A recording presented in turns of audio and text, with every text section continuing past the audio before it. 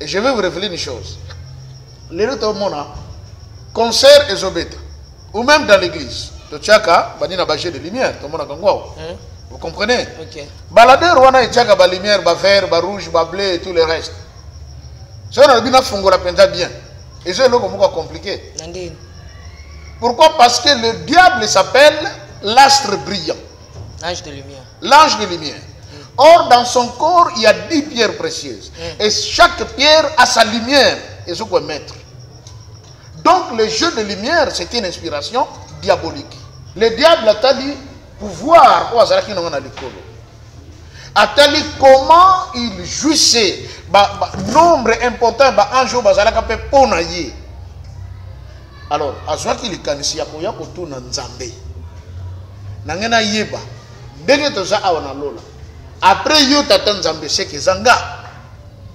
Ok. Moni. Réponse, il y a Dieu le Père. Alors, bien, non. Et ça, yote. Question, tout le monde a réponse, va demander à mon fils. Oh. You zagana moi na oh. Abi oui. Mais la Bible n'a pas dit comment c'est ça la vérité. On me l'a expliqué dans les cieux. Et à ma grande surprise, Papa Dangenda m'en a parlé aussi. Et dans le kimbangisme, c'est connu. Parce que dans le Baka, on a koufaka. 3 jours après, on a zonga na bomoy. Na 3 jours, on matin dans les colons, on a makambe bébé. Et, tant qu'il n'y a pas de fils, a posé le même cas. Le fils lui dit, ta question elle est valable, mais maintenant tu n'as pas répondre. Va demander le Saint-Esprit. Satan a boya comme le Saint-Esprit. Abi non pas question. Donc, il y a le Père, il y a toi, il y a encore un Saint-Esprit. Ceux qui sont dans sa 4e position. Non, ça ne tiendra pas. Azonga, bangenou na ye muso ba isheno, kende kakadi, na ko kende te. Pour ça, kende kuna balinga ba ibse pesa mutu, hein.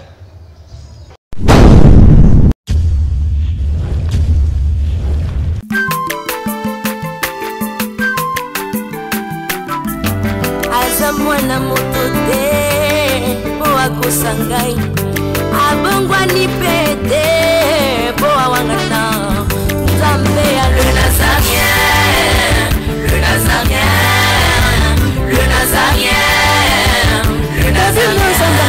Ebana kitoko koma mokondima atako babakola ki mafuta na musakolima lelo ya yobolingo bateli le Nazarien. Lipamboli oyo mona na katempeni mama kandelobi koleke mapapu masope mafuta tokokesika na longo na Nzambe oyo babenga na makomi Jésus. Avant lui, il n'y avait pas de Dieu. Après lui, il n'y en aura point. Shalom, bien-aimés dans le Seigneur, très chers fidèles, les amoureux de Jésus aussi, ceux-là qui aiment la princesse, maman Tiffany Mokwa. Je sais qu'on est ensemble, il n'y a pas de souci.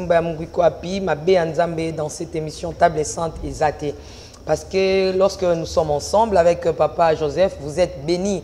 Et la Bible nous dit c'est la bénédiction de l'Éternel qui enrichit et cette bénédiction ne fait suivre d'aucun chagrin. Bien-aimés dans le Seigneur, croyez-moi qu'aujourd'hui c'est la continuité de la prophétie de Papa Simo Kimbangu. La fois passée, c'était vraiment du chaud, du waouh. Avec l'homme de Dieu, le professeur Joseph Kikonga. Et autrement dit, ces derniers temps, donc bagou dansé, bagou différent. Donc cette union, c'est vraiment sacré hein, pour la gloire de notre Dieu. Ça nous permet de connaître l'histoire, ça nous permet de connaître Papa Simo Kimbangu. Hein, ça nous permet aussi, vous savez, bisous tout temps à l'école Kimbangi, c'était l'exception du selon Kolikolo, donc les carans à Simébé, Takaboué. Mais aujourd'hui, nous avons déjà la lumière petit à petit. Donc, ils ont jaillir. Hein. Il y a des points, vous savez, lorsque on fait sa leçon, il y a aussi des points lorsque tu colles, tout moi qui ah non, ça ne peut pas passer, ça passe. Donc, ils ont fondé là. Vraiment, makanisi, bomoto, pe mayele. Na bisope abino. Bien-aimés dans le Seigneur, sans plus tarder, je demande à la régie de nous donner un cantique pour la gloire de notre roi et pour la gloire de notre Seigneur Jésus-Christ. Aussi, c'est là qui nous aiment, qui suivent cette émission. Derrière la caméra, je signale que c'est Hervé Amo, aussi Alain Kiakala. Nous vous aimons beaucoup, Jiramo quoi. Je dédie ces cantiques à Papa Guy là-bas, là, depuis l'Afrique du Sud, Nekab. Depuis les Issa, ma sœur à moi-même, ma chérie, que Dieu te bénisse. Pourquoi pas à tous ceux-là qui nous suivent ici. Vous savez, il y a des gens au Bakomi qui ont fait kit na bango baé awa. Donc tozo landango après commenter ils ont passe mais il y a des gens ba landa papa Joseph en direct. En direct Mikolezo ya na moni et rozapena mutavon kota au laxi carte d'électeur na yo. Du kiti au koti au lundi émission parce que c'est bagou dansé. Il y a bagou différent. Régie, balancez-nous un élément et on se retrouve tout juste après.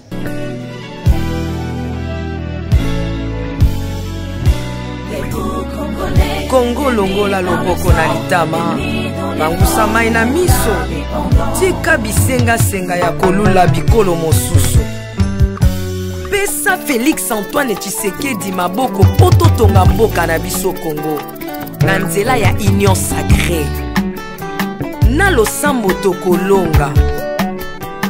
Oh toi qui écoutes la prière, tous les hommes viendront à toi. Ingénieur Edi Kabé à la main de l'Éternel, prions pour ce beau pays et pour le président Félix Saint-Chrétien.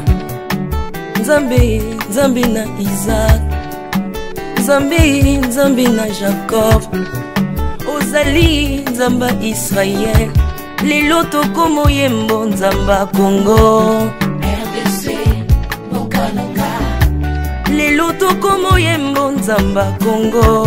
Peuple croyant docile et social.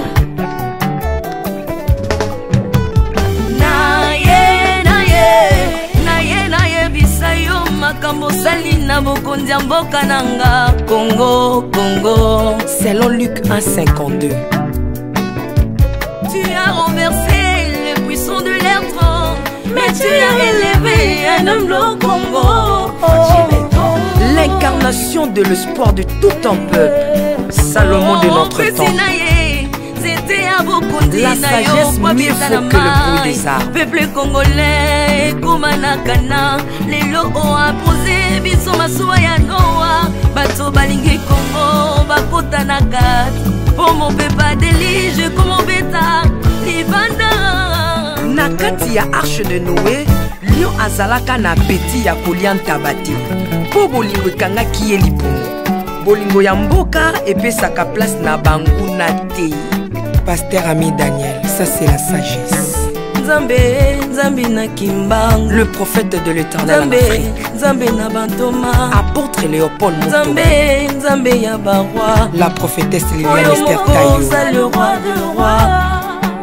Yondo zalaki na David, Yondo zalaki na Salomo, lelo tokomo mono Kajafati. RDC, Bokanaka, lelo tokomo mono Kajafati. RDC, Bokanaka. Mboka soki ekambami na bana mboka ya solo oyo balingi mboka ekole ekomaka terre promise. Pasteur Koutino, Mameri Koutino, Accent Mungu Baba.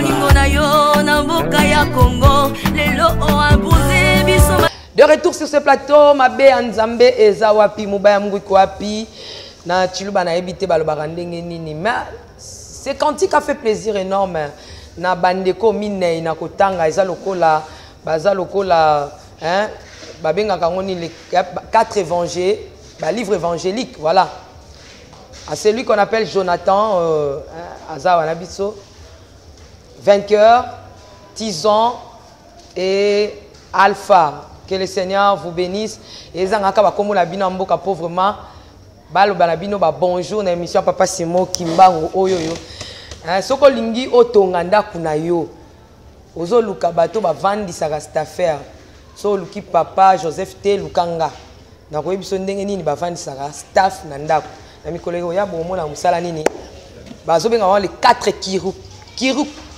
kirikou mais ba ça makambu ya minene. Shalom papa. Oui, shalom, bonjour, comment vous allez? Dieu nous fait grâce chaque jour. Bon dimanche hein? Merci à vous pareillement. Bien habillé. Bon, c'est la grâce de Dieu. La grâce de Dieu. Oui. Ah papa Joseph, est-ce que vraiment ça va? Oui, ça va. La Bible dit à chaque jour ce qui s'appelle. Comme nous avons appelé ce journal Lelo, makambo ya bongisaki asala akokisa aloba yango nde sengeli biso tosala. On dit que c'est la grâce de Dieu parce que la Bible elle-même nous dit kati homme qui est récit de Dieu. Onions tozwaka nzambe mutape saka. Et à moins que ceux qui mutwana zana source na mususu wana côté wana nde bapese lié mais tu dis que o pesa magana ngambo mususu et où me la kati mais o utake pas nzambe comme dit la Bible, c'est la perdure éternellement. Donc c'est par la grâce de Dieu que nous sommes là, c'est par la grâce de Dieu que nous pouvons voir ce que nous pouvons voir. Tout comme maman Tiffany, bravo, vous êtes bien habillée, vraiment à la congolaise. Et au modèle kimbangiste. Ah, ok. Mais bato kimbangiste balingi sous maman Tiffany te. Pourquoi? Balingi sous maman Tiffany te babina chama kolona kamba te. Oh non. Non, ce n'est pas à eux de décider. Ah bon? La Bible nous dit dans Matthieu 11, 28, venez à moi, vous tous qui êtes fatigués, chargés, et je vous donnerai du repos. Et dans Isaïe, il dit, venez aux eaux, venez manger, boire, même vous qui n'avez pas d'argent. Dans le monde mobimba, la seule cité où il y a Kekuna, Okolia Ofele, Ola Lofele, Zakakamba. Partout ailleurs, ce qui Bayambio, Olé ici, à la fin, on te présente la facture. Professeur, Pesana Batumbote avant Toko Banama, la Kisemso Lelo, Bandeko Basepe Laki, Bazapena ba remarque au Bapesaki Biso, Toko Mekato Bongisa, Potozo Salango Pona Bango, Bango Peso Pito Zate, moi peu balande émission Zate. Alors on a l'Isanga, Nzamba désordre, Nzamba Kimia.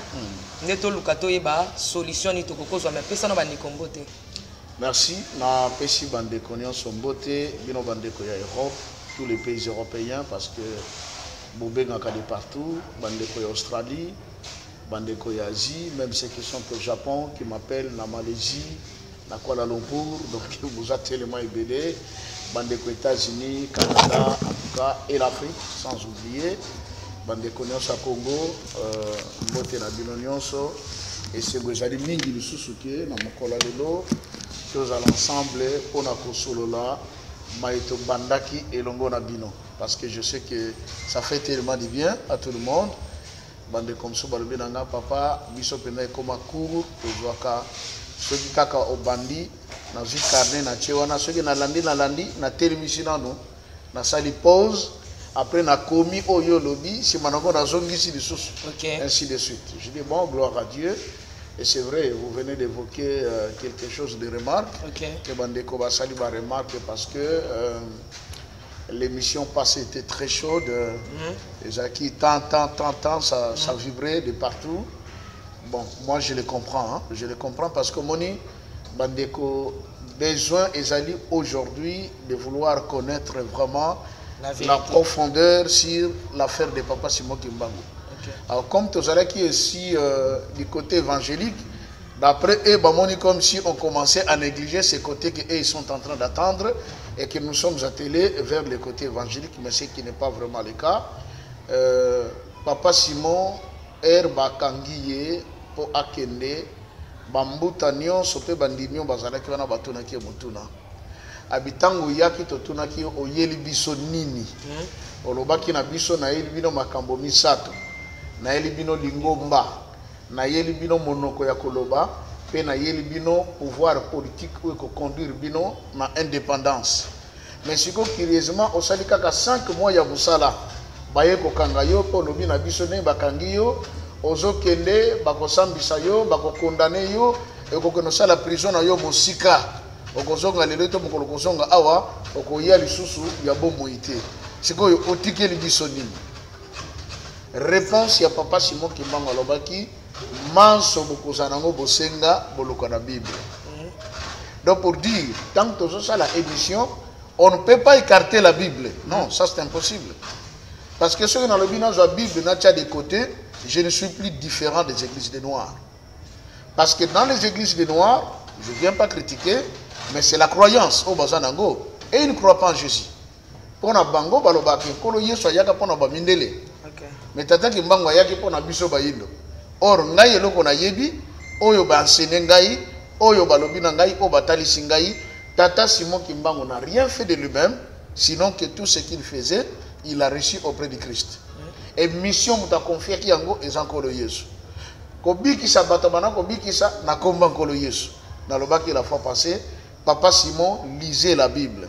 Ce qui te kei na enseignement bana ko pesa okokuta ke jour tel na mbanzanda bakota ki culte Papa Simon tanga ki livre ya Marc chapitre 13 verset boye boye abakisa ki psaume boye akeneki kotanga les sous évangile de Luc et puis après chaque explication tant bibliquement. Nasuka nde abana ko organiser ba séance de prière là où il guérissait les malades et il faisait des miracles. Donc on ne peut pas parler de Papa Simon en écartant la Bible. Ça c'est pratiquement impossible. Le bandeko bakanisi que non, na bandiko comme évangélique, c'est normal. Pour prouver qui est Papa Simon Kimbangu, ceux qui ont été et longo na Bible, c'est que nous sommes dans les faux.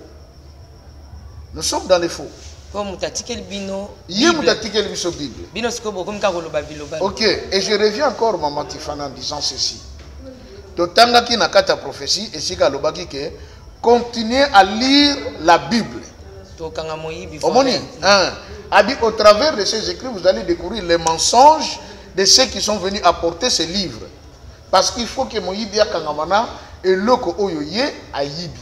C'est quoi ce que tu as dit? Et j'ai dit une fois, tu as dit que jeune pendant qu'on construisait les musées. Ici, vous savez, c'est apanage de la connaissance de la Bible. Où ils allaient dans l'église de réveil. Et les propres des Kimbanguistes. Parce que c'est la parole de Papa Simon. Il dit continuez à lire la Bible. C'est que Batoli Bosso, grand lecteur de la Bible et mieux comprendre les Écritures, ce serait les Kimbanguistes. Et en particulier les jeunes. Ah oui, pasteur Rosan a raison. Côté on a maintenant tout ça la guerre, tout ça comme négligence. Parce que, Maman Tiffany, la doctrine ou la foi kimbanguiste repose sur quelques piliers. Lesquels? 1. La Bible qui est la parole de Dieu. On y croit. 2. Les enseignements de Tata Simon Kimbangu. 3. Les cantiques de l'église kimbanguiste. Parce que Papa Simon a dit, quand vous suivez ces cantiques, ne les suivez pas dans simple sentiment qu'on l'a ndaka kanzembo zobeta. Abi boyo kayango na lito yimoko ya profondeur, parce que c'est le Seigneur lui-même qui vous parle au travers de ces cantiques. Et la vérité c'est que, je vois l'église Kimbangis, il y a beaucoup de chorales. Mais chaque chorale a un rôle. Par exemple, la chorale, vous entendez parler de la chorale Jeteki. La chorale Jeteki est une chorale du groupe théâtral kimbanguiste. Mais Banzembo Nango, ce sont des prophéties. Mingi Mingi, Jeteki Ayembaka Banzembo, Yakopé sa message à Makambozo Ya. Et on a vécu des preuves, c'est que Nzembo tel et Yemba Makana Netel, beaucoup de Oyo, Makambo Yoba Yembaka Ona et Kokisana. Ça, c'est le propre de la chorale Jeteki. Dans la chorale comme Koreki. La chorale Koreki n'est autre que une chorale Oyo et Zokopé sa impulsion et pas un moutopona ko bondela. C'est-à-dire, et conduisait Moutou dans la prière. Quand vous écoutez ces cantiques, et comme Memokaka au Bandako Bondela. La chorale des dirigeants, c'est une chorale de louange, où on loue Dieu. Et voilà, Banzembo Makawana. Et nous avons une chorale qui enseigne la doctrine de l'église. On appelle la chorale Jérusalem. Banzembo Yemba Makakuna, on sentir Makambo et Salema na 1921. Oyo balaka oyo eko salema yango yemba makana Banzembo kuna. Chiko Banzembo nyonso wana yango chiko groupe flûtiste azwaka ayemba na ba flûte. Banzembo wana gaga yango fakipa azwaka abeti yango na ba fanfare. Merci beaucoup Papa Joseph. Je pense que même ata makambo olobi Papa Simon Albaki que atikeli biso Biblia. Okay. C'est vrai parce que même ata Bible yango mezoloba. Que ata moi jauti likolo aye koloba makambo ezana kati ya makomite tondi maete donc ce qui a koloba ke Papa Simon tikaki Bible donc ça ko rassurer biso que toi libanda te ya occultisme moko toi libanda te parce que Bible salama pona bato yo bazondima Yesu bato bazondima makambo nzambe ya solo akila likolo Peine à ses mains, kasi ya kolobeza été. Totondi bino tikana topesa mbote hein. Topesa na mbote papa. Po yangonde. Merci. Lelo le topesa mbote na ba ndeko ebele bazawa. Namoni Yves Bolo papa yotala mama. Namoni pe Yves Ilonga azawa. Topesa nanu Yves Bolo fana Yves Ilonga. Donc batumi balé. Ba Yves mi balé. Voilà. To bonga mabisika bozali. Topesa okombo ya tata. Pe ya mwana. Pe ya molimo mosantu. Voilà, eza pona koyebisa bandeko nyonso bakolanda émission, pardon, to landa émission na kimia pe na nguya ya Nzambe. Na bayo nyonso tout oyo boza bana ya papa Simon Kimbangu, bolingaka émission oyo vraiment bolanda na bokebi. Na koyoka pasi soki peno za mwana ya papa Simon Kimbangu to poza mwana nkamba ozo commenter mabe. Pour ton information papa, ils ont ba commentaire mususu to efasa ngo o bato bazo komelo mabe. Moi, ça me fait mal. Parce que même là, il y en a des qui disent le linge sale, c'est lave en famille. S'il y a des failles avec papa Joseph, je pense que c'est mieux, il y a bien la coulisse. Et de même, moi je fais l'œuvre, l'œuvre à papa, Simon Kimbangu. Sans que Ngamoko, Nayeba. Mais ce que je bengalanga, banda kana remaka banda na olobaka ke Mama Tiffany papa Simon Kimbangu abaki bato bazakuna. Ba place na bino ezakuna bato bavandi ba otikela biso ba place biso nde ba kimbangista solo tozoya papa balingi su koyoka voix na ngate na bémission balingi su na tuno question c'est na tuno question ta ya malam papa tuno so bazola ndanga bana papa ezobi makama be kamba to wela ngo ya nani eza ya papa na biso nyonso tout qui ne sait pas papa Simon Kimbangu aux en église de réveil tous nous connaissons papa Simon Kimbangu et biso nyonso tout Azaya biso. Ezate ko yo osala ngo ya parti. Ata papa Joseph Oké na ko créer émission na ngai ya Simon Kimbangu. OK. Babotola ngai yo me babotola papa Simon. Voilà donc tozala ba manière beto ko sukisa monguna. Bozo papa Joseph me botikela nga papa Simon po nga na ko kendo ko sa ba recherche ata na ba Bible, ata na ba internet. Na yeba qui est la personne de papa Simon Kimbangu. Il y avait des gens même à la Bible qui, disons, il y avait de, comment je peux dire, Baté qui disait que Zamba Salate. Bah bon, il y a la bango. Basel, les oies bango temps. Si bah y a revendre dans Kolomoko, habitant. Azali. Ce qui est Azali, c'est que ça n'a moutaké là, yango c'est que Azali. Donc il y aura le temps. L'orthobandi pour exemple, nous sommes maté. Mais loin de moi l'idée de ne pas croire ou de vous mettre mal à l'aise. Parce qu'il y avait des gens qui m'ont vraiment beaucoup critiqué. Allez-y comprendre que Nazuba critique Nabino vraiment, la considération. Mais d'autres critiques, je trouve que ce n'est pas digne des enfants de Dieu aussi, de ceux-là au bord de cinéma, proprement dit, nous devons aller à la place. Il y a des papa Simon Kimbangu. Parce que moi, mon diminution, surtout quand on a l'acte, et là, ça m'a la mort bisikaye à outil. Ensemble, soutenons cette émission. Et pour que Moussala Oyo et Salema Malam, enfin que Munguna Sanini a cotaté. Entre autres, Nikamwa Nzembo, bien aimé dans le Seigneur. Est-ce que Nzembo n'a les Nazaré, il y a qu'un émission Papa Joseph? Mais non. Nzembo et Bandaki Bandakala. Sauf que, Tomé qui commettre de côté pour mettre à l'aise aussi Bandeko ya l'église Kimbangi, c'était pour Bangaka Kobina Teo Panzana Panzana. Mais pas l'option à réveil, Tobin et la Kanzam et Tozo Kitatina si. To mettre en haut de côté pour vous mettre à l'aise. Mais ezali rubrique na biso ya avant émission banda nzembo fait banda okoki ko yoko te maman ta yo moko ta papa ata yo moko koza kandati na niveau te de deux. Oh papa Joseph ozo tourner ba question zo mettre mal à l'aise. Oh mais to benge professeur à quoi to benge professeur soit na capacité à répondre ba question na so to ba ke na kata classe ba question il y a intelligence ezali ba question ba zo ba pezala 1 plus 1 égale 2 au moins tu es bon 0 plus 1 même à la Bible papa yesu aya zo tuna muto ana olingi na seloni no ngana bana na vanda kiawa muto bix est-ce que na question na réponse et cocanité donc un mot ko bona lata na ba question ba zo ba ope balanda émission na lata ba question ba to mayelo ope balanda émission na pe na lata ba question ba to pe ba boya papa Simon Kimbangu na lata pe ba question ba to yo bandimaka papa Simon Kimbangu mais réponse na nga ezalaka que moi je crois à papa Simon Kimbangu comme un prophète de Dieu. Je le crois. Et d'ailleurs, quand je fais même mes prières, je dis le Dieu de Kimbangu. Mais quand il y a un papa Joseph, un pays qui coule le lait et le miel avec papa Simon Kimbangu. Merci beaucoup, papa Joseph. Là, on a tout une question. Loba,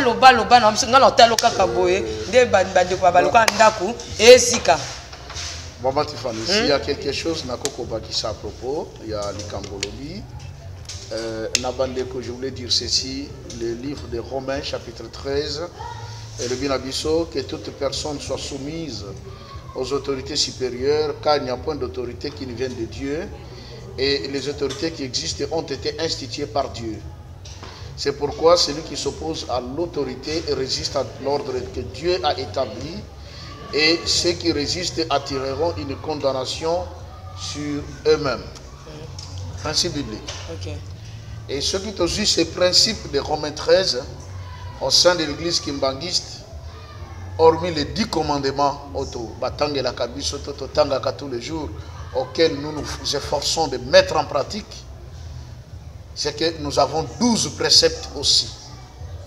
Et de ces 12 préceptes, les premiers, c'est que nous sommes toujours derrière l'État. C'est ainsi que vous ne verrez pas un kimbanguiste opposant. L'État congolais. Je ne suis pas contre les politiciens. Dans la politique, pour qu'il y ait l'équilibre, il faut qu'il y ait la majorité au pouvoir, il faut qu'il y ait l'opposition. Ça, c'est le système politique mondial. Pourquoi? Parce que l'opposition fait voir à ceux qui sont au pouvoir leurs erreurs. Et n'a pas une fois, opposant au pouvoir. Pourquoi? Ceux qui ont fait erreur au Yasosala, si celui qui est au pouvoir est vraiment sage, il est capable de mener à opposant à Salili Yango, Malam Koleka. Qu'est-ce qui va arriver à opposant? Oui, exactement. Vous savez, par exemple, la grande ou la vieille démocratie comme les États-Unis d'Amérique, Nenge Balobaka.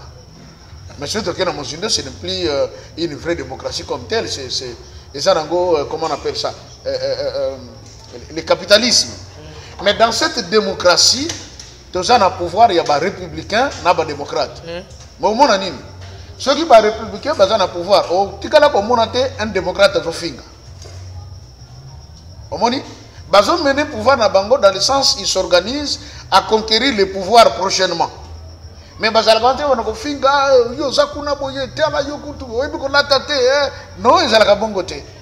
et ils se focalisent sur la politique, comment faire marcher Mboka.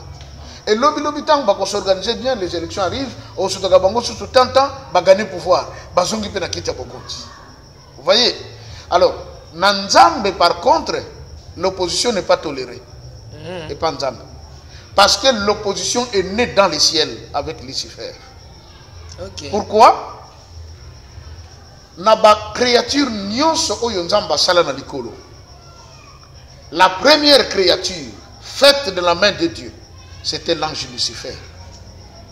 Et Lucifer, Tolobango, maintes reprises, a scellé avec 10 pierres précieuses, 10, je dis bien. Nanzotonaï, ba or, ba diamant, ba topaz, ba sardoine, et ça nanzota Lucifer. Et je vais vous révéler une chose. Les autres mona, concert et zobeta, ou même dans l'église, to tchaka, ba nina bagé de lumière, to mona kangwao. Vous comprenez? Okay. Baladeur, on a une lumière, vert, rouge, bleu et tout le reste. Ça, on a bien fait la peine bien. Et c'est là qu'on compliqué.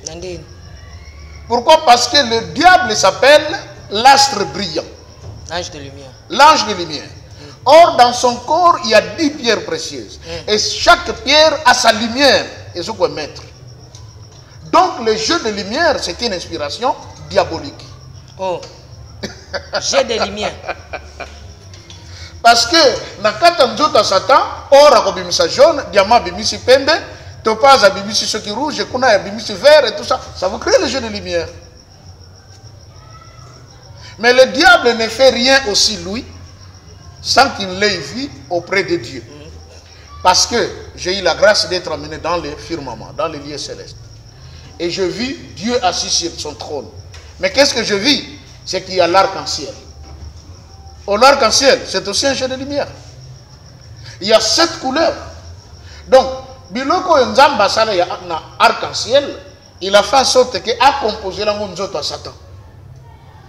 Maintenant, Satan tango atali gloire au azalaki nango. Non seulement que azalaki mokonzi ya musique na likolo, mais aussi il était le protocole rapproché de Dieu qui s'occupait du soin du trône de Dieu. C'est lui qui était le gardien du trône de Dieu. Ce que tango ekotala après il y a eu la création de Michael, Gabriel, Uriel et tous les autres anges qu'on parle, Raphaël et tous les autres. Le diable a tali pouvoir au azalaki na likolo. Atali comment il jouissait nombre important d'anges bazalaka pe pona ye. Alors azwaki likanisi ya koya kotuna nzambe nangena yeba ndenge toza awa na lola après yo tata nzambe c'est que zanga. OK. Omoni réponse ya Dieu le Père alobi na ye non eza yote question tout ninga soko ngozo réponse va demander à mon fils. Oh yo zakana mwana aw abi oui. Mais la Bible n'a pas dit que c'est ça la vérité. On me l'a expliqué dans les cieux. Et à ma grande surprise, Papa Dengenda m'en a parlé aussi. Et dans le kimbangisme, c'est connu. Parce que dans le Baka, on a koufaka. 3 jours après, on a fait un bon moyen. Dans 3 jours, on a matin dans les colons, on a makambe bébé. Et tant qu'il n'y a pas fils, a posé le même cas. Le fils lui dit, ta question elle est valable, mais maintenant tu n'as pas répondre. Va demander le Saint-Esprit. Satan a boya comme le Saint-Esprit. Abi non pas question. Donc, il y a le Père, il y a toi, il y a encore un Saint-Esprit. Ce qui est dans sa 4e position. Non, ça ne tiendra pas. Azonga, banjelou na ye muso ba ibseno, kende kakadi, na ko kende te. Pour ça que nous avons ba ibse pesa mutu hein. Ah oui. Banga ba ibse après les amutu. Azaki déjà na pensé en Nzambe. Exactement. Ya mwa sala kene lilingi na yo. Sika kende pas Saint-Esprit tu vas ngabise ke. Eza yote eza mutu. Ya wana lobaka toujours maman Tiffany.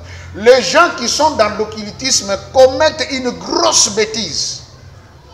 Parce que bamiye bakate bangonde baza au-dessus de Satan. Mais c'est lui qui est inférieur à eux. À cause seulement il y a un pouvoir temporel au Nzamba Simbisaï. Et vous voyez, et la Bible même l'appelle qui? La bête. Donc Moutu, Aza, serviteur en année, il y a la bête. Imaginez ça. Il y a un Moutu, un serviteur en bois. Mais papa, si ok bon, après on va tourner ma question. Si ok bon, on va biso peut avoir sali, il y a brebis. Moi on en pâté. Limbisa, oui, tous ça basali ya moi on en pâté. Biso mongo babenga biso bampate. Mais il faut que tu aies la seconde yamango. Homme souba bengi les dragons, les serpents anciens. Et tu as dit que les serpents tango yera mukili avec détruire l'humanité. Mais du moins l'agneau qui a été offert en sacrifice par Abel a fait en sorte que la présence de Dieu soit manifeste parmi les hommes. Mon différence.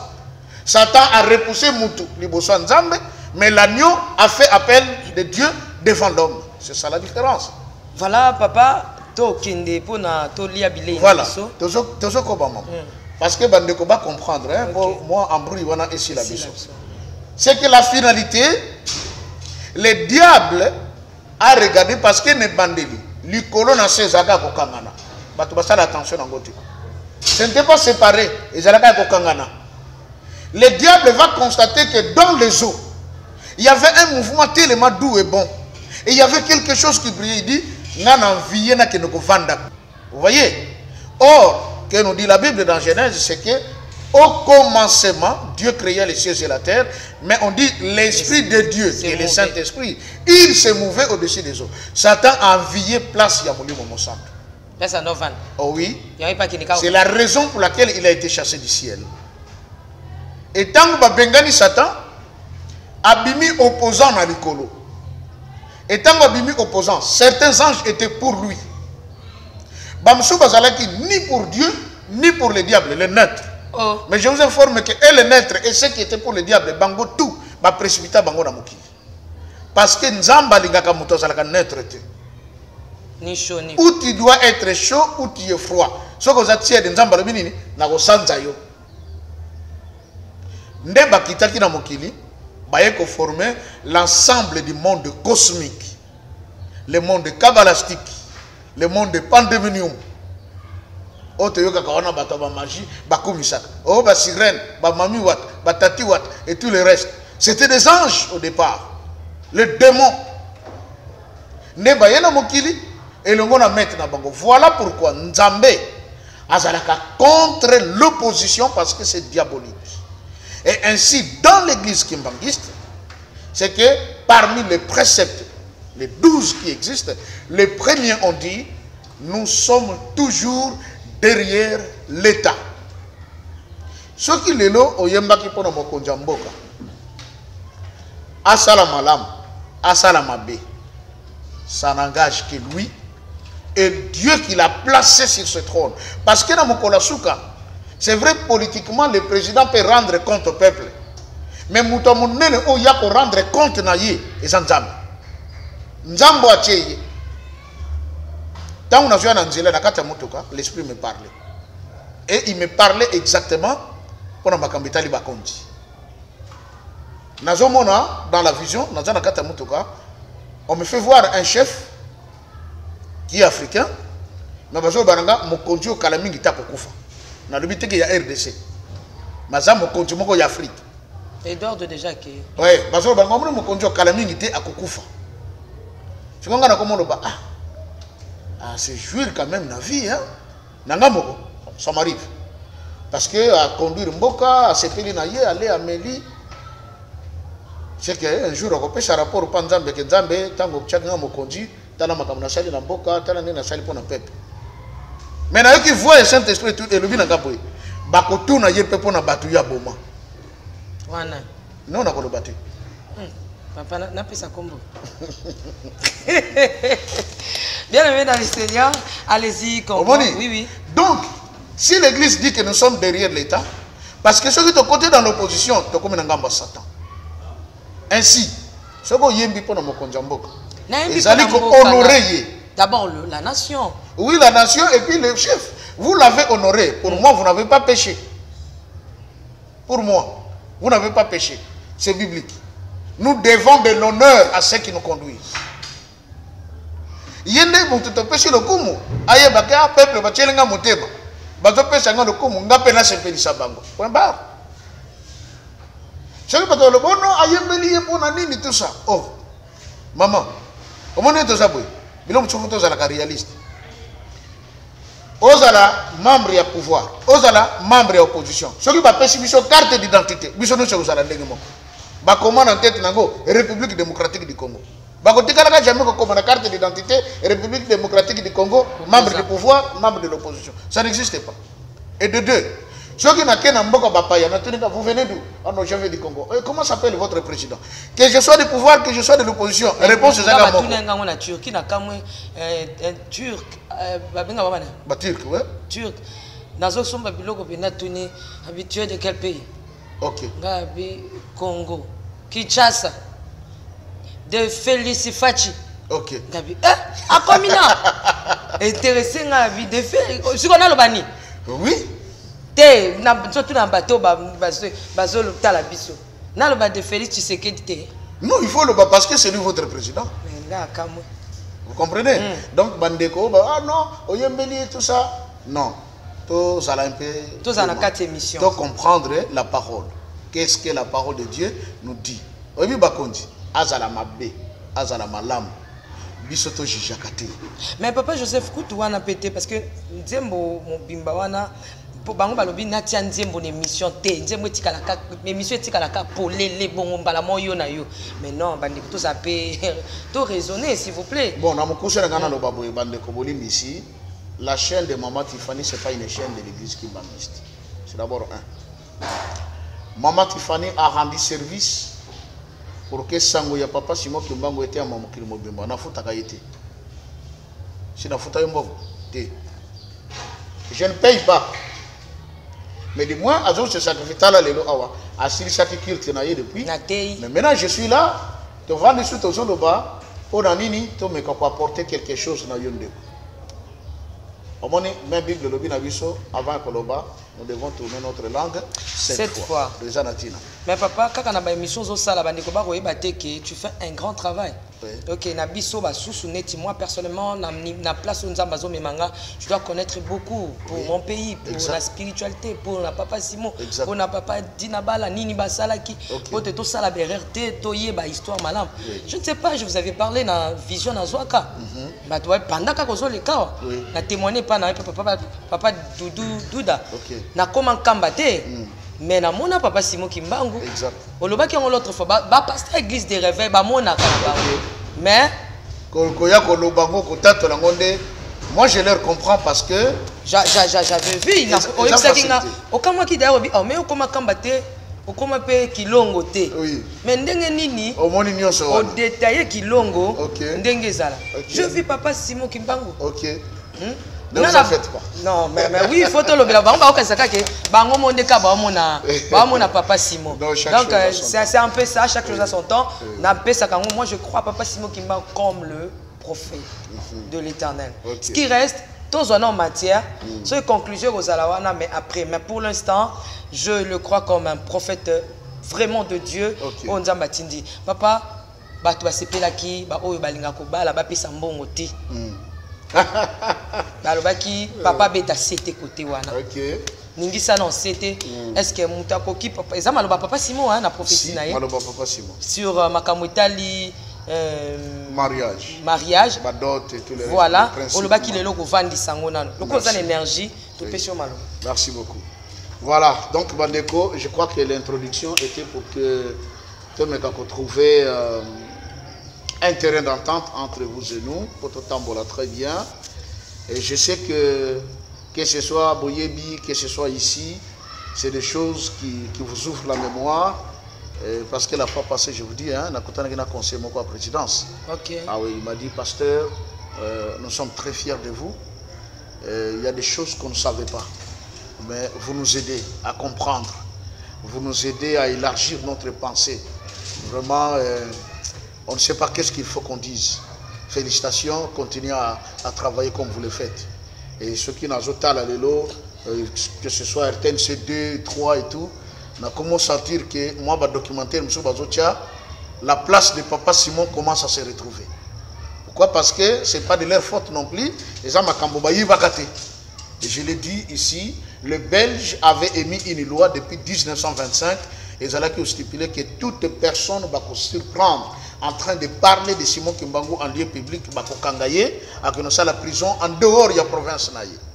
J'avais dit, Congo, la Congo central, la prison dans la province orientale. Tata Simon Kimbangu lui-même, du Congo central jusqu'au Katanga, et 30 ans de prison.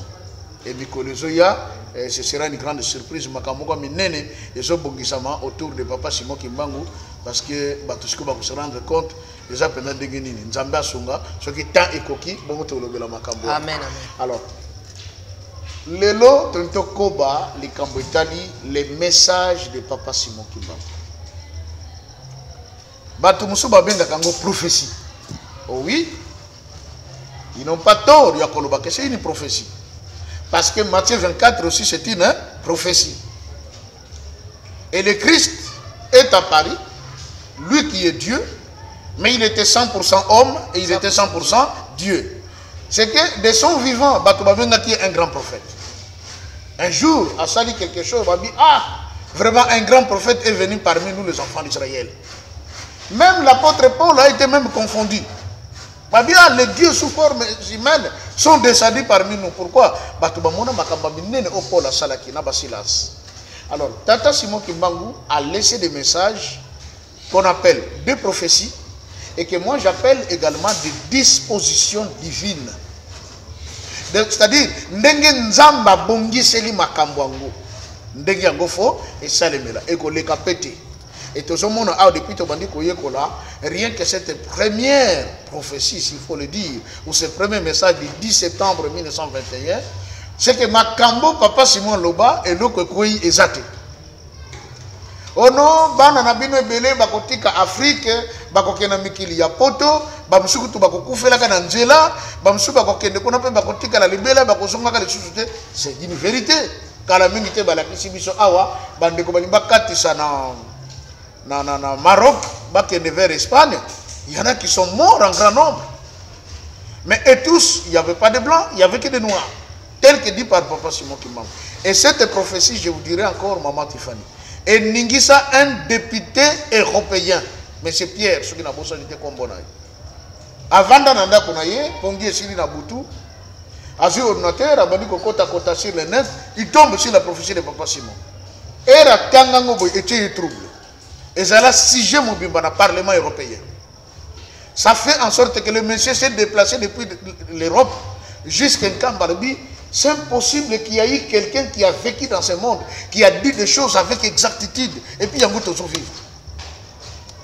Auto ça la déclaration, mais que bino bayindo bino bozaba ya na biso, en soi biso to bimile pas na bino, to za bana na bino, to za ba descendant na bino. Le saint blanc. Alors, Papa Simon a légué des messages na biso d'abord ba congolais, aux Africains et au monde tout entier. Et ce qui tu zunga pour comprendre ma camboy, ça nous aiderait. Je voulais dire quoi, Maman Tiffany? Dans le livre de Daniel, chapitre 9, c'est que le prophète Daniel n'a pas eu une vision. Et ça, c'est à Fukami, à Bondeli, et puis allez, à une vision. Mais Daniel a un livre, il y a prophète Jérémie. Abandon méditer. Nakotanga livre, il va se rendre compte que Dieu avait dit qu'ils iraient en captivité à Babylone pour une période de 70 ans. Et que ceux qui 70 ans, il faut bazonga na mboka na bango. Mboka o nzamba pesa na bakoko na bango na bango. Et quand Daniel a lu, il s'est dit, oh, mais tu seras la pongi. Mais depuis ton y-a-t-il 70 ans et coquille, pourquoi continuer à dormir au moment où tant et coquille pour qu'est-ce que ça fait? C'est que Daniel s'est rendu compte d'une chose. Daniel s'est comment mon compte à Wanakata Babylone. Nena comment mon compte. Ce qui n'a dit peuple qui bien nous gêner ton bon de là. Pour photozonga bamso aloba ah yo le golo zalaka non bien. Ce qu'on s'allie jeune au sang le goliate. Tout le monde a une église. Pasteur a programmé jeune. Dans un jeune à 21 jours, il y a déjà des frères, nous sommes passés. Je ne sais pas si j'ai un problème, je suis jeune, je suis je suis déjà. Comment on l'a dit? Mon pasteur a dit que poye, a dit ah ma bonne côté tout ça, bah tu vas voir pardon, à ce moment où tu as mis qui n'a pas quoi, mais l'imoiti, mais bon gars. Daniel avait compris ça. Daniel s'est dit, ngamo kono sokota ma bonne 21 jours. Des réponses à Daniel et portant Esther na trône à comme reine. Ok. Réponse à prière à Daniel et ça en sorte que Néhémie et Esdras ba comme na cour royale ba déclencher sortir à Israël. Et c'était le retour. Omoni. Alors, ngaipe na vanda ki la bi yango Congo na biso vraiment. O mboka nzambe, o nzamba loba, o mboko nzambe, bon nzambe peta aloba nini? Je me posais cette question. Et puis, Makambango Nzamba Loba, exemple de Wabi. Nanengo Komango. Je commence à mener des recherches. Parce que non, les 4 messagers de Binza, bah, ça, bah, message, tout ça. Tina qui est tombé dans Nathan. Je dis oui, c'est très grand ça. Ah non, il y avait encore un prophète, Mentel, qui est venu ici à Outanazi. Alors, bah, Makambo, dans une prophétie. Natangi. Mais lorsque, Neko Sala, les contacts avec le Kimbanguisme, c'est là où je vais découvrir les grandes profondeurs du Congo. Alors je me suis dit, le Konana Zuli Yango et Tinda va dire au peuple Nakobomba Ngoti. Je le répète encore, un don n'a jamais été important pour soi-même, mais il est toujours important à ceux qui doivent les bénéficier ou les bénéficiaires. Alors j'ai compris que je suis un don parce que j'ai quelque chose que Dieu m'a donné. Mais ce qui n'a pas au dernier jour, et là je dis non, je dois partager. Au cours du moment où je faisais ce partage, Papa Douda me découvre. Papa Douda me découvre. Ah, c'est tellement profond, c'est tellement bien, mais et tout ce qui a entre nous, ça ne va pas.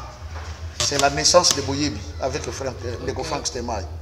Et ce qui a été, Voilà maman Tiffany. Vous savez, j'ai dit la fois passée, on dit quand Dieu donne la vision, il donne quoi? La provision. Mais quand ce n'est pas quand Dieu donne la vision qu'il donne la provision. Quand Dieu donne la provision, dans la provision, il y a la vision. Parce que pro signifie qu'il vient avant. Donc provision, il y a qu'avant la vision.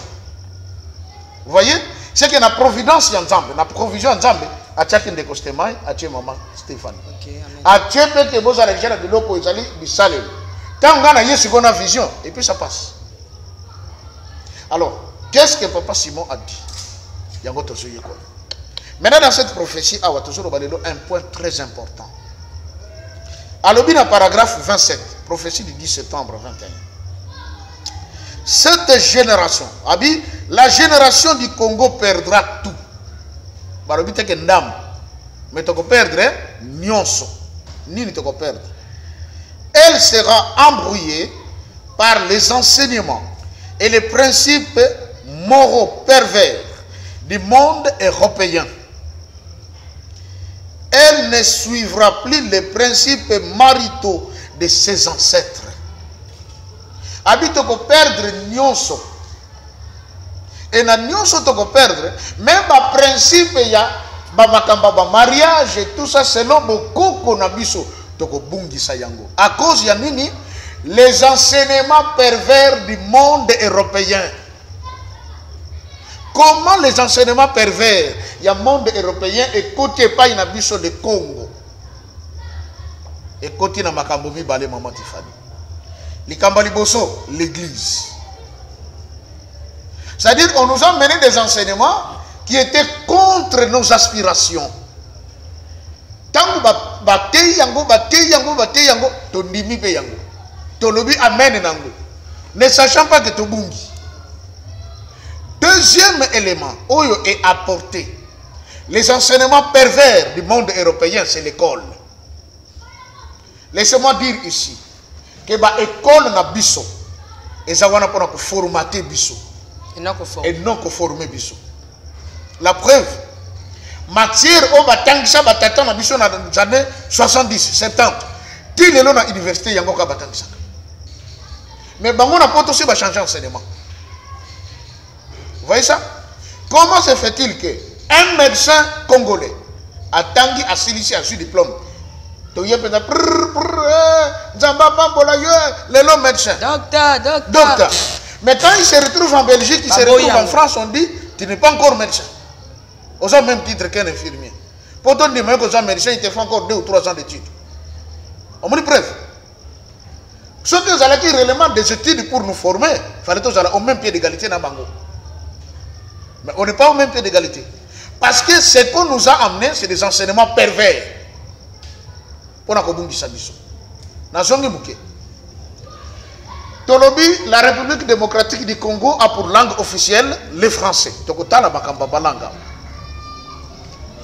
Comme tu dis français, langue officielle, les alliés langue politique, les alliés langue administration, les alliés langue enseignement. Moi, je suis en classe. Enseignant, je suis au habitant de Brazzaville, j'ai un ami, Papa Louis, il s'appelle. Un jour, tu vas dans le sur là. On va débattre sur un point sur le niveau. Il y a Bana, il y a Lelo, dans ma classe. Il dit, ah, Papa Louis, c'est vrai, le niveau a tellement baissé, ça ne va plus. Il dit, pasteur, qu'est-ce que nous pouvons faire? Il dit, oui, c'est vraiment important, on peut y réfléchir. Maman Tiffany, ce qu'il y a réflexion, et Botaki, donc, le ministre de l'enseignement primaire, secondaire et professionnel, tu as organisé un concours qui a dicté sur l'ensemble de la République. Pour évaluer le niveau Yabana. Effectivement, Papa Louis était allé, le ministre, a trouvé un compromis ministre à Péchiakor. On a cherché maintenant un texte. Oh, il faut ça texte de base, il y a dicté au Tokopesa, dans l'école, on a regroupé, la 5e et la 6e année primaire. Mais je vous dis, et c'est là terrible. Et le Kowana, et il a traversé la RDC. Je crois que il y a eu des enfants du Congo Brazzaville, il y a un concours de dictée, ensemble on a RTNC, on a publié ça. Donc, moi et Papa Louis. Mais dans le texte, il y avait une phrase qui disait, après la guerre, les rues de la ville jonchaient des feuillages partout. Le mot jonché. Donc, tu as de 1000 manières na oyobana bakoma. Bamsu bakoma janchi, bamsu bakoma shinchi, bamsu bakoma shonchi. Donc, chaque mois na ndenge na ye ya kokoma. Il y a eu à peine, je crois, 4 élèves basala moi résultat kitoko moko autaka point noir, je crois moi na moko asala ka distinction. Mais la quasi-totalité bana ba échouaka na dicté wana. Et ça là en sorte que le ministre a revoir les enseignants qu'il faut embaucher pour qu'on tente sa bande. On m'a apporté quelque chose. Et moi, dans la classe, enseigner ce qu'on peut dire terme, moi, il y a français, ma casse, il y a évité temps. Qu'est-ce qui se passe? Moi, dans un stylo, vous pensez qu'il est en train d'écrire. À zo réfléchir. Hey, alors pas qui écoute nini? Bah comment quand on dit? Enseigner ça comment qui musique? Mais moi, je suis pour phrase, je vais faire un ebungisi. Nous avons ce qui est enseignement et ça na lingala na Kinshasa. Tous en savant. C'est enseignement ça.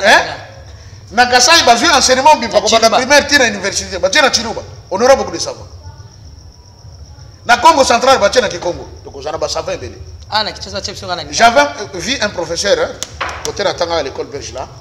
Attends que expliquer bana il y a pédagogie mathématique. Attends que va comprendre beta bitala bana. Bono ke ngingal. O moni boro hein.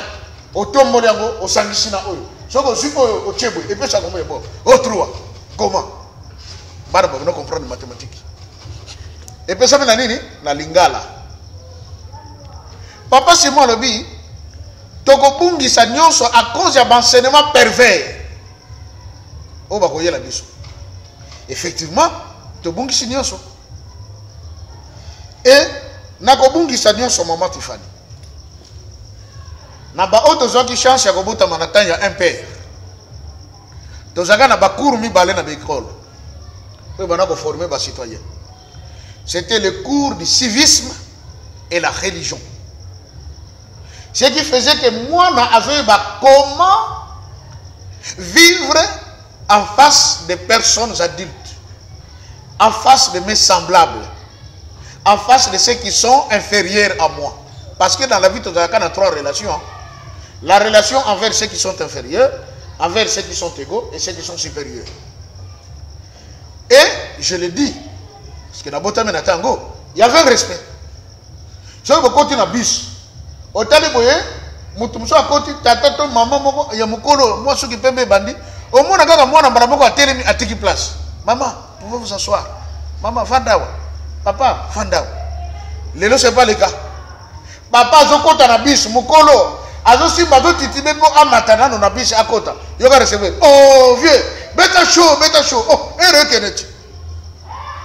Au Monaco, c'est vis, mais bon. Vieux Salanini, bêta chaud.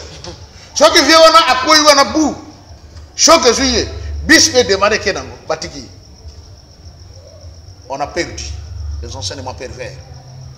Cours à religion à l'école et banako sungabiso. Il y a quoi papé qu'on linga moninga, qu'on linga appelle l'État, qu'on respecte l'État, mais t'as le au moins un civil, policier dit, monsieur, on le dit qu'on a tu devais passer par ici, mais yo, ah, bah il a dit, oh, on est dans le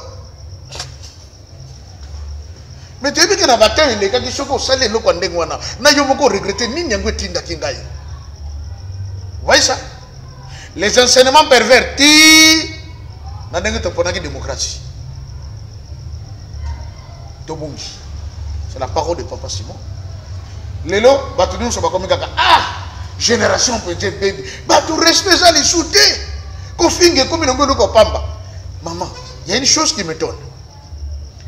Batant biso tozalaki bana mike po yoka solo ya diamba oko sala bane nano yoka solo nango te mais lelo diamba ekomi ndenge moko na okapi soki ba ambassade soki ni ba belaka wana donc ekomi nango partout on le dit boye buru sa film sa film ndeko moko na salaki reproche ngabi mon frère oui omoni ozo filmer wana bao ba shaka nako na o bana miki omoni bango ka ba monoti pédagogie le bakaboy l'enfant ne fait que ce qu'il voit auprès de son maître omoni bana wana ba on met la diamba avant l'âge o TV o za ma bikolo ngabi non bana lokola bazo mona yo soka ko goûter carton akoyeba ke solution bima yango te pa ya grand nga wana banda ko bima akoduka yeba solution bano bima ezalaki ya nini dans la société lelo ndenge komi.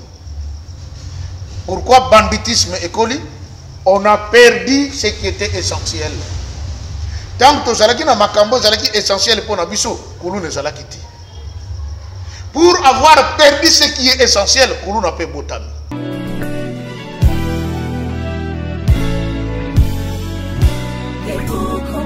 Congo longola loboko na litama bangusa mai na miso tika bisenga senga ya kolula bikolo mosusu pesa Félix Antoine Tshisekedi maboko poto tonga mboka na biso Congo na nzela ya union sacrée na losambo tokolonga. Oh toi qui écoutes la prière, tous les hommes viendront à toi.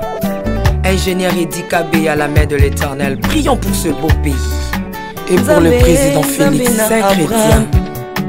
Nzambe, Nzambe na Isaac, Nzambe, Nzambe na Jacob, Ozali, Nzamba Israël, lelo tokomo yembo Nzamba Congo. RDC, Bokananga, lelo tokomo yembo Nzamba Congo. Peuple croyant docile et social.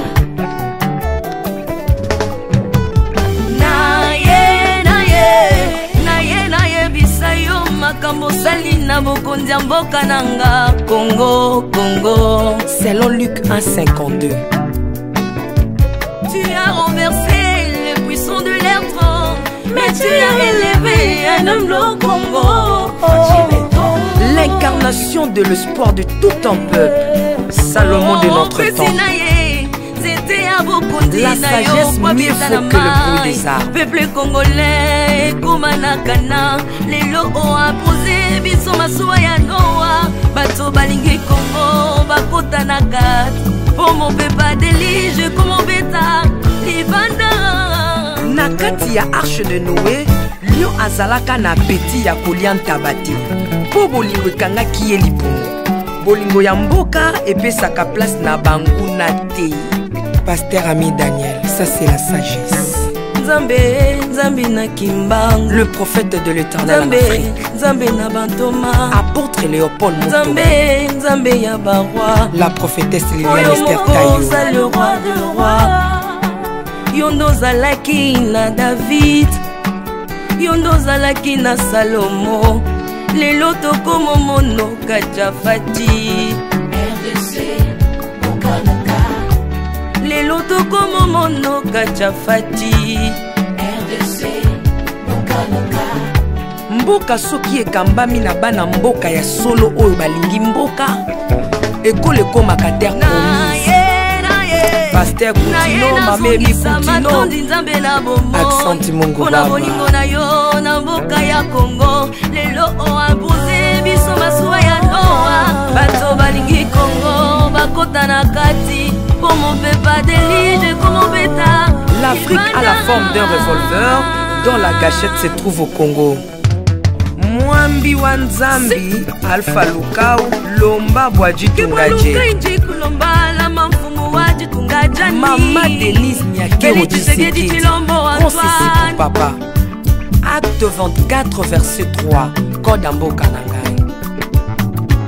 Yango nazo bondela yo, batela mokonza mboka nanga Félix Tshisekedi Tshilombo.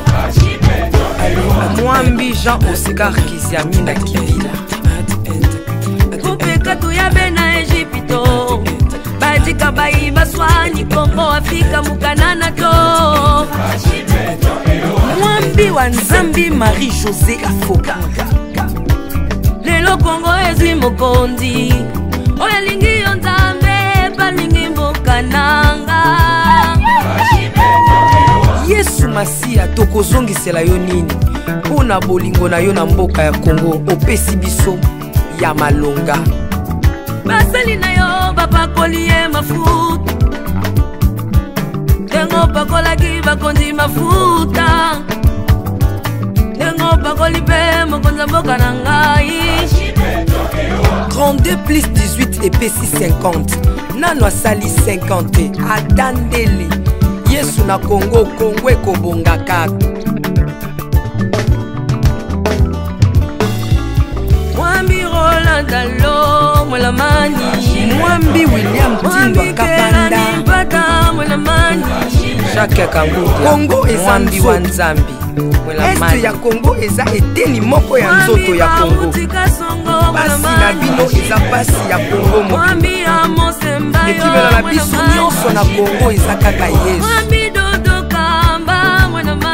Mwambi Jedeo Lumana Mwambi Marcelo Tunasi Mwelamani Mwambi François Mutombo voici l'homme Mwenamani Mona bokonzi Congo Afrika Union Afrika yaka to célébrer Okoki kozala na tendance na yo kasi oyo ezali likambo ya mabele célébrer Mwambi Godempo Mwambi Tambuluko tu as un Mwambi Jean Bosco Kindomba Israël Lamani le pasteur Freddy Odiembo.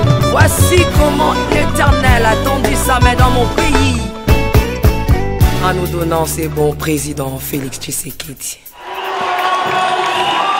Le Congo doit changer parce que vous avez un beau pays et je vous fais le serment que d'ici la fin de mon mandat, vous allez voir un Congo nouveau.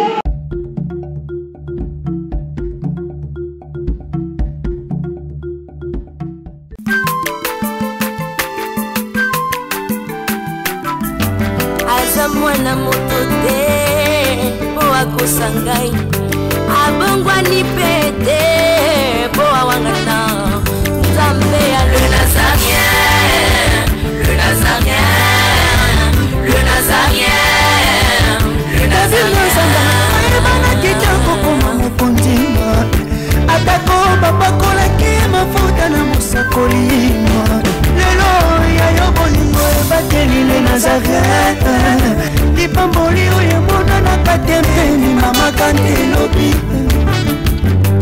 kolapie mapapu masopi mafuta tokokisitana elongo na Nzambe oyo babenga na makomi